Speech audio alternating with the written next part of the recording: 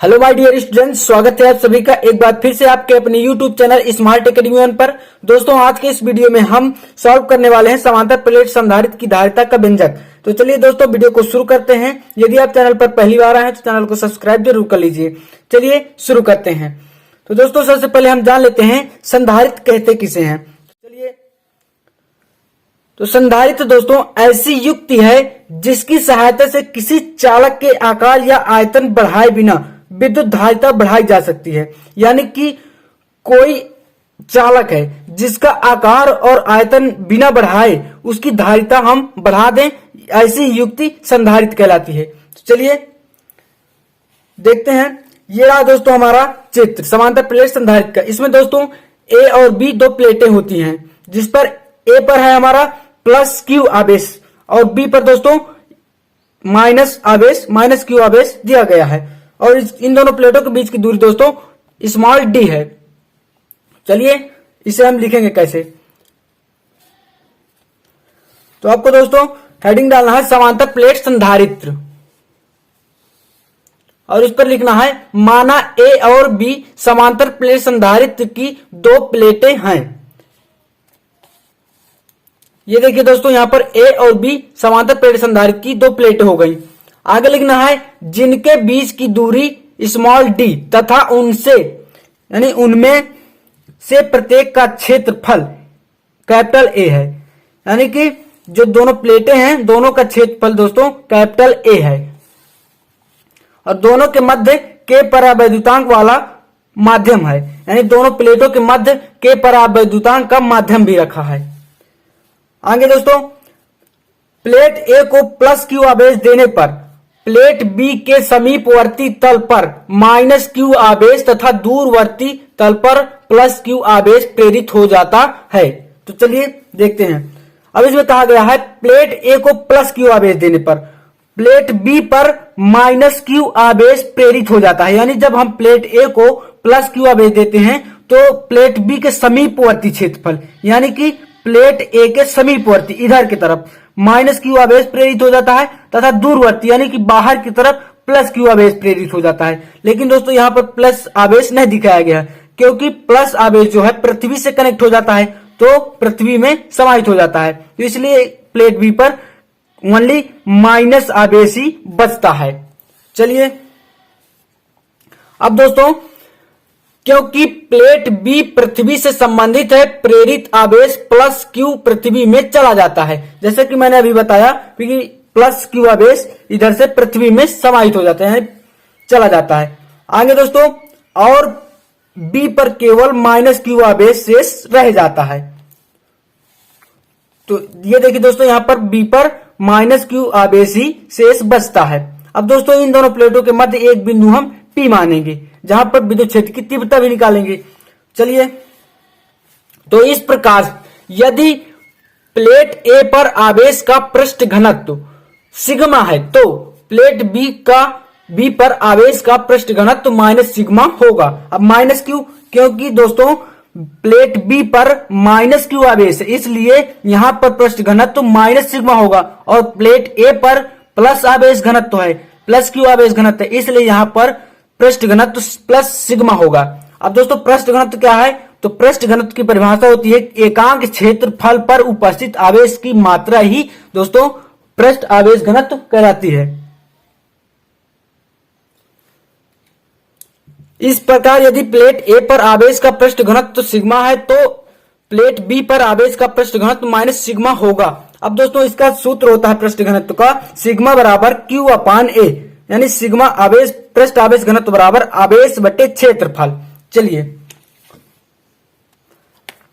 अब आपको दोस्तों लिखना है प्लेट ए के कारण बिंदु पी पर विद्युत क्षेत्र की तीव्रता, यानी कि जो हम यहां पर बिंदु पी माने हैं यहां पर हम प्लेट ए के कारण जो विद्युत क्षेत्र की तीव्रता है वो निकालेंगे। तो इसका फार्मूला होता है प्लेट ए के कारण, इसलिए E1 बराबर sigma upon 2K epsilon not. इसको हम दोस्तों समीकरण 1 मान लेंगे। ये हो गया हमारा प्लेट ए के लिए, इसलिए E1 लिखेंगे। आगे लिखेंगे दोस्तों प्लेट बी के कारण बिंदु पी पर तीव्रता, यानी कि प्लेट बी के कारण यहां पर जो तीव्रता है वो निकालेंगे। तो इसका सूत्र होगा E2 यानी प्लेट बी के कारण है। तो E2 बराबर सिग्मा अपान 2 के एप्सिलॉन नॉट, ये हो गया दोस्तों हमारा समीकरण 2। अब दोस्तों दोनों के लिए परिणामी तीव्रता जो होगी तो हो जाएगी हमारी E बराबर E1 प्लस E2। अब दोस्तों E बराबर E1 की वैल्यू है सिग्मा अपान 2 के एप्सिलॉन नॉट प्लस E2 की वैल्यू है सिग्मा अपान 2 के एप्सिलॉन नॉट। तो E बराबर हमारा हो जाएगा 2 सिग्मा अपान 2 के एप्सिलॉन नॉट। 2 से 2 हमारा कैंसिल हो जाएगा, तो जो हमारा तीव्रता आएगी E बराबर सिग्मा अपान के एप्सिलॉन नॉट। ये हमारी दोस्तों दोनों प्लेटों के कारण परिणामी तीव्रता आ गई। अब आपको दोस्तों लिखना है अतः दोनों प्लेटों के बीच विद्युत क्षेत्र की तीव्रता। अभी हमने निकाला E बराबर सिग्मा अपान के एप्सिलॉन नॉट। अब दोस्तों यहां पर हम सिग्मा की वैल्यू रखेंगे। आवेश पृष्ठ घनत्व का जो हम निकाले थे सिग्मा बराबर Q अपान A, तो हम यहां पर रखेंगे E बराबर, अब यहां पर दोस्तों सिग्मा की वैल्यू है Q अपान A और बटे में दोस्तों है के एप्सिलॉन नॉट। आगे दोस्तों अब दोनों यानी ए और बी के बीच विभवांतर यानी दोनों प्लेटों के मध्य हम विभवांतर निकालेंगे। ये जो दोस्तों हमारी प्लेटें हैं ए और बी, दोनों के मध्य हम विभवांतर निकालेंगे। तो इसका सूत्र होता है तीव्रता गुणे दूरी, यानी कि दोनों प्लेटों के मध्य हमें विभवांतर निकालना है, तो इसके लिए होगा तीव्रता गुणे दूरी। तो तीव्रता दोस्तों ई हो गई और दूरी हमारी दोनों प्लेटों के मध्य की स्मॉल डी है। तो हम लिखेंगे V बराबर ई गुणे डी। अब दोस्तों हम यहां पर लिखेंगे V बराबर, अब E का मान हमारा आया है Q अपान A के एप्सिलॉन नॉट गुणे D, ये हो गया हमारा V। अब लिखेंगे दोस्तों यदि संधारित्र की धारिता C हो तो C बराबर होता है दोस्तों Q बटे V, ये फार्मूला होता है संधारित्र की धारिता के लिए। तो C बराबर Q अपान V हो जाएगा। अब दोस्तों यहां पर हम V बराबर दिया है ये हमारा, तो यहां पर V की जगह हम वैल्यू रख देंगे इसकी। तो लिखेंगे C बराबर Q अपान, अब दोस्तों ये V के बराबर में है पूरा, तो हम यहां पर V की जगह पर पूरा हम यहां रख देंगे। तो ये हो जाएगा हमारा Q गुणे D यानी Q D अपान के ए एप्सिलॉन नॉट। अब दोस्तों ये हमारा जो नीचे है ये ऊपर जाएगा पलटकर, तो आएगा हमारा यानी कि जो ये हमारा है C बराबर, अब दोस्तों यहां पर V की जगह हम ये वैल्यू पूरी रख दिए हैं। अब दोस्तों ये नीचे का जो है पार्ट ये पलटकर ऊपर जाएगा, तो इस प्रकार से C बराबर लिखेंगे Q अपान Q D, और ये दोस्तों नीचे का पार्ट जो है सबसे ऊपर चला जाएगा यानी कि इसके गुणे में जाएगा के ए एप्सिलॉन नॉट। अब दोस्तों Q से Q हमारा कैंसिल हो जाएगा, तो C बराबर हमारा बचेगा के A epsilon not upon D. यही दोस्तों हमारा समांतर प्लेट संधारित्र की धारिता का व्यंजक है।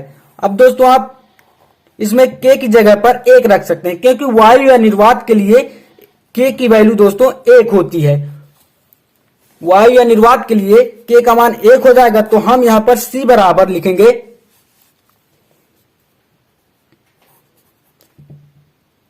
1 गुणे A epsilon not upon D. तो दोस्तों हमारा C बराबर आएगा A epsilon not upon D. यही दोस्तों हमारा फाइनल आंसर हो जाएगा। आप कह सकते हैं कि संधारित्र की धारिता उसके क्षेत्रफल के अनुक्रमानुपाती होती है और उसकी दोनों प्लेटों के बीच की दूरी के व्युत्क्रमानुपाती होती है।